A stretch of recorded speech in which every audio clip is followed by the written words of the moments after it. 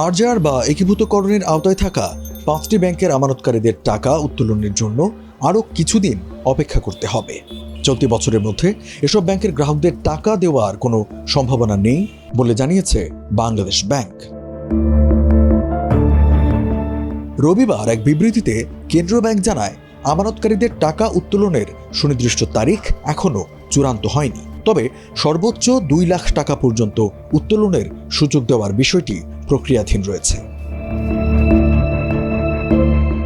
এদিকে সামাজিক যোগাযোগ মাধ্যমে 29 ডিসেম্বর থেকে মার্জারভুক্ত একটি ব্যাংকের আমানতকারীরা টাকা তুলতে পারবেন এমন তথ্য ছড়িয়ে পড়লেও তা ভিত্তিহীন ও অসত্য বলে নিশ্চিত করেছে বাংলাদেশ ব্যাংক।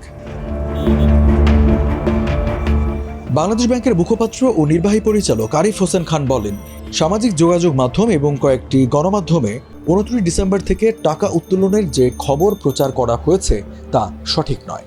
এসব বিভ্রান্তিকর তথ্যে বিশ্বাস না করার জন্য সংশ্লিষ্ট সবাইকে অনুরোধ জানান তিনি। পাশাপাশি কবে নাগাদ টাকা উত্তোলনের সুবিধা কার্যকর হবে সে বিষয়ে এখনও কোনো আনুষ্ঠানিক ঘোষণা আসেনি বলেও জানান মুখপাত্র। কেন্দ্রীয় ব্যাংকের এই অবস্থানের ফলে স্পষ্ট হয়ে উঠেছে, মার্জারের আওতাভুক্ত ব্যাংকগুলোর আমানতকারীরা চলতি বছরের মধ্যে টাকা উত্তোলনের সুযোগ পাচ্ছেন না।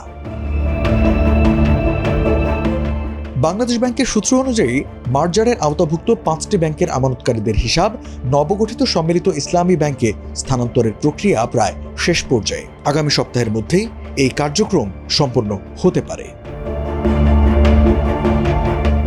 প্রক্রিয়া শেষ হলে বিদ্যমান 5টি ব্যাংকের সব গ্রাহকের আমানত স্বয়ংক্রিয়ভাবে সম্মিলিত ইসলামী ব্যাংকের হিসাবে স্থানান্তরিত হবে।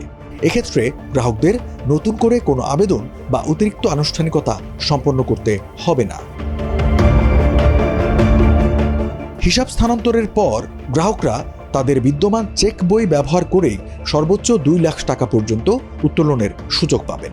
উত্তোলনের পর অবশিষ্ট অর্থ সংশ্লিষ্ট হিসাবেই নিরাপদ থাকবে এবং প্রচলিত হার অনুযায়ী সেই আমানতের বিপরীতে মুনাফা প্রদান করা হবে।